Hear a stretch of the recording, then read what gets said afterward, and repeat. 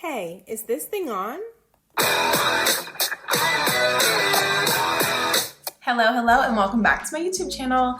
Today we're getting into one of my favorite topics because I think it is so important for women to understand finances and to be in control of their money. So today we're going to be talking about my favorite 5 financial tips that all women need to know.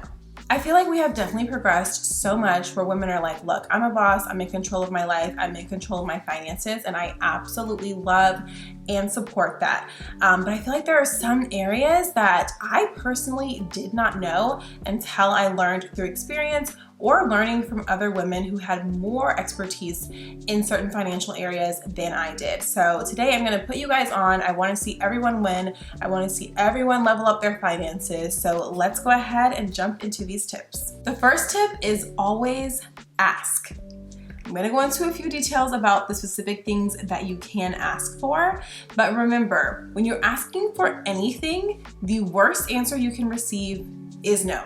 But you're not losing anything because at that point you already don't have it. That's why you're asking for it. And so it doesn't hurt to just ask and see if potentially you get a yes. And this can apply to so many different areas. Things like discounts. So for example, you go to a store, you find an item, it has like a very small imperfection, nothing major. Like if you want to use it in your home, you can turn it a certain way, that part's never gonna show. You can ask for a discount. Typically stores can give you 10, 15, 20% off because of imperfections on items. You will not be able to return them, but if you're like, hey, I really like this item, I can see myself using it, go ahead and ask for the discount. My favorite pair of boots that I have worn for like the past 3 winter and fall seasons, I got them for 20% off because one of the little straps was hanging. And I was like, hey, this strap is hanging, it's damaged, can I get a discount? She was like, sure, 20%. What she did not know is I literally despised those straps. So I was planning to go home and cut them off anyway. So the fact that one was already hanging off, you're making my work easier when I get home and cut this off because I wanted just like a very streamlined, chic little boot. But it was still broken. It was not actually the way it was supposed to be, the way it was supposed to be sold. So I got them for a discount. All you had to do was ask. She said yes. Favorite boots, absolutely love them. You'll see them again this winter. So the next thing is actually related to asking the bank, especially with credit cards. Some banks no longer do this, but again, all they can say is no. So definitely call and ask them if you can get an APR reduction on your credit cards. So the APR is going to make you have to pay more back than you would if you were able to like pay off your credit card as soon as you use it, you pay it off. If that's not something that's feasible for you right now, but you want to get out of credit card debt, just ask them like, hey, right now I'm sitting at a really high interest rate or a really high APR. What can I do in order to lower this? A lot of times they will say, sure, we can lower your annual percentage rate for 6 months by this much. And even though it's not like a perfect fix, it can be really helpful to not have to pay all this interest on purchases that you've already made. So definitely call your bank, ask them over the phone, and see what answer you can get. Another really great thing to ask for in order to save some coins is if you are shopping, again, bigger things like appliances, furniture, even like for shoes. If you ask them if you can purchase the floor model, they will typically sell it to you, and then you can ask what the discounted rate would be for purchasing the floor model. Let's say it's a sofa. People go in a furniture store, they sit on a sofa. So you're not gonna wanna pay full price for a sofa that's been sat on by random people. So just ask them like, hey, I'm interested in the floor model. What type of discount can I get? And usually it's worth it to have that discount, get the floor model, do the extra cleaning, disinfection and stuff. You're still gonna be saving money because you're able to get a discount off of that top price. So always ask. It cannot hurt just to have that information to find out different areas where you can save a little bit, especially when you're working toward building something, you're working toward financial freedom. You don't want to just be constantly dumping money or paying full price for things that really aren't worth it. So the second tip is to negotiate your salary. So because I came from the education world, it was super simple. Like, hey, if you're a Texas teacher, you've taught for 5 years, this is what your salary is. No ifs, ands, or buts about it. I didn't know negotiation was a thing. But once I left the classroom and I went into educational leadership, I actually worked with 2 other women who were like, random conversation like, oh yeah, so my salary, blah, blah, blah. And I'm like, hold on, wait a minute. That number is not matching up with my number. The math is not mathing, and we have very similar roles. So somebody is gonna have to make this make sense.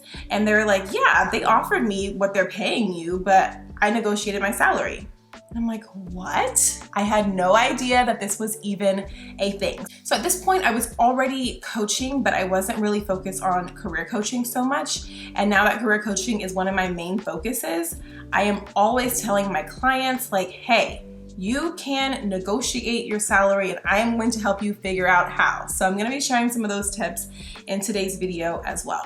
The first thing is you always need to make sure of what the fair market price is. What type of work are you doing? Where are you located? What are most people who do that role making in your area?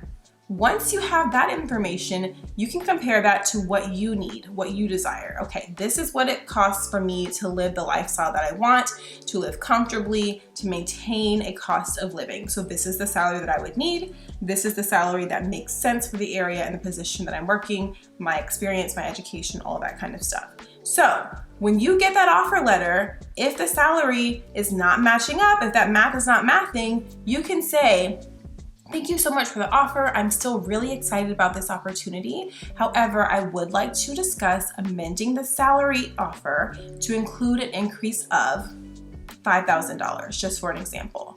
My reasoning for this request is because my education is this, because my experience is this, because the going rate in this area is this. Give them facts. Never just say, oh, I want more money. Let them know why you deserve more money and remind them of the skills and the assets and the value that you're gonna bring to the company so that when you have that conversation, they're like, okay, yeah, that makes some sense. We probably weren't offering as much as we could. There's often a lot more budget than what is offered initially. So have that conversation, negotiate your salary, and remember what we talked about in step one, always ask. The worst they could say is no. So at that point, now you're informed and you can make the best decision about whether or not you want to accept that position with the salary that they're offering, or if you're going to continue to look and take your assets and your value elsewhere. The third tip is you will need credit, and you will need good credit. So do not get into a lot of debt on small things like credit cards, because bigger debts will incur, especially in America. America runs on credit a lot. So like to purchase a car, to purchase a home, you have to have credit. It is extremely important. Now, of course, your car and your home, well, cars usually depreciate depending on what kind of vehicle you have, but your home, for the most part, should always appreciate in value. You should be gaining equity, and if you want to sell your house, you should be walking away with a larger sum of money every single time. So in order to get to that point though, you have to get approved by a lender, which means you have to have credit. So start small, ease in when you can initially start building your credit. Something that's always really helpful is to get a credit card. I'm not gonna lie to you, your first credit card is probably gonna have a really high interest rate. So use it very wisely. I liked to use my first credit card for things like gas. I knew how often I would have to fill up on gas. I would use my credit card, pay that off, so I'm starting to build my credit. Also, diversifying your credit portfolio.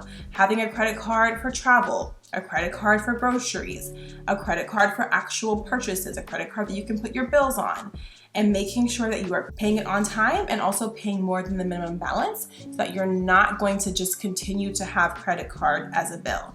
A lot of times people are like, oh, well, you know, I pay my mortgage, I pay my light bill, I pay my car insurance, I pay my credit card, like it's all rolled in. Credit card does not have to be a continual bill necessarily.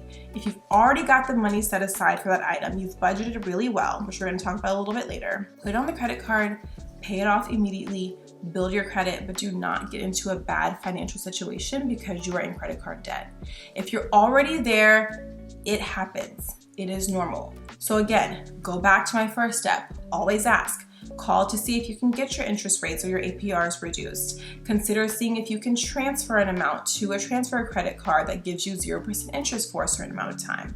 There are a ton of options. Also, credit unions, I feel like, are extremely underrated. They can give you personal loans, roll everything in with a low APR and very clear standards on what you need to pay, when you need to pay it, and how soon you can pay off all of your debt. Ask your questions, become informed, build your knowledge, but you're gonna need credit, but you have to know how to use it very safely and make it work for your benefit. My fourth tip is to save your money. Yes, if you wanna treat yourself, I completely support that. However, do not make it a continual habit of treating yourself so much as your priority.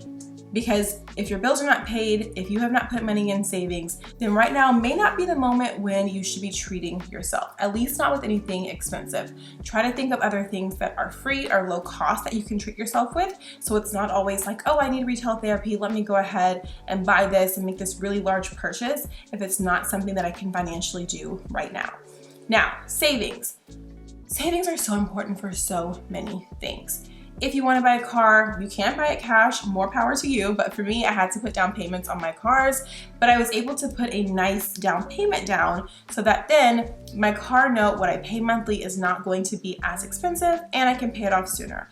Same thing for your home. You're gonna have to put money down in order to get your mortgage started, to work with the lender, and all of those kinds of things. There are a lot of different loan options, but for the most part, you are going to need a down payment. So having savings is gonna help you with something like that, those big purchases. Also for the fun things that come up in life, like travel, or if you're planning a wedding. Like for me, I was able to buy my wedding dress completely on savings. So it wasn't like I have to use a credit card or I have to go in debt for a dress, because I had money set aside for, at that time I didn't know what it was for, but it came in handy and I was able to use it for my dress, and I didn't have to think like maybe I should budget a little bit less for my dress or think about some other options, because I knew what I wanted and I was able to get it because I had that safety net of my savings. So even if it's something that you're not sure exactly what you're saving for, save anyway.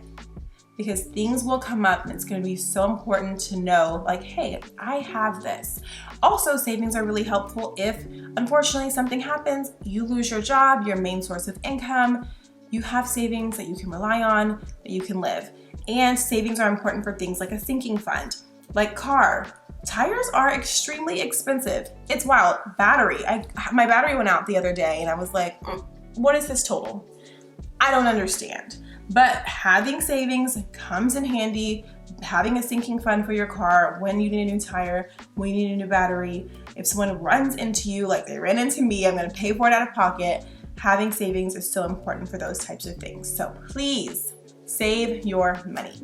And finally, the fifth tip is budgets are meant to be followed. A lot of times people make a budget. They're like, yeah, I have a budget. I've allocated this much for this, that much for that.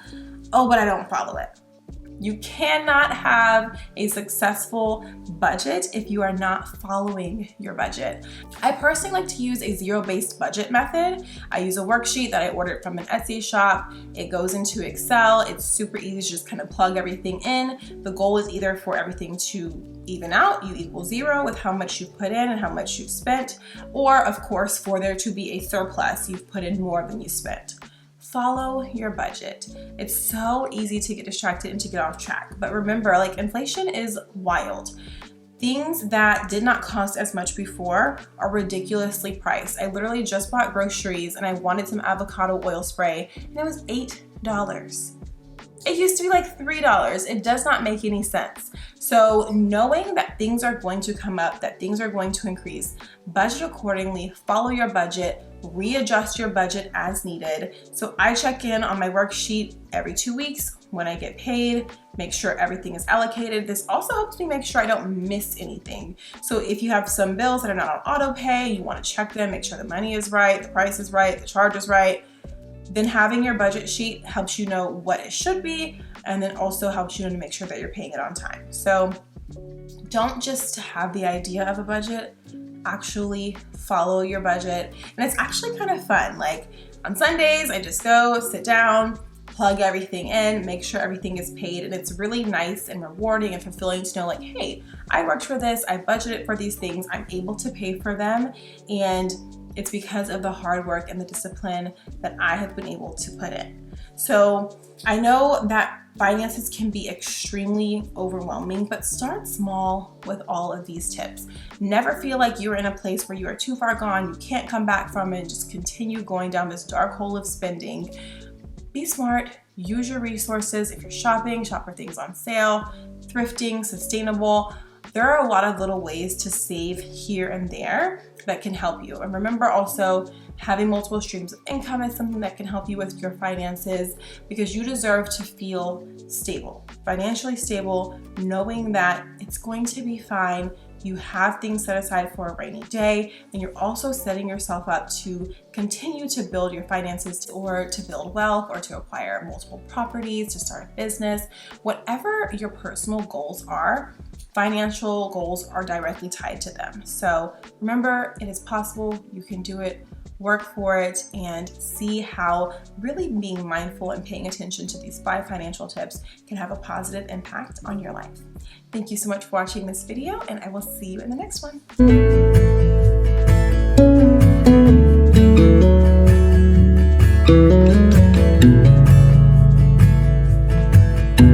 Please like, comment, and subscribe, and follow me on Instagram at Affirmations with Amber.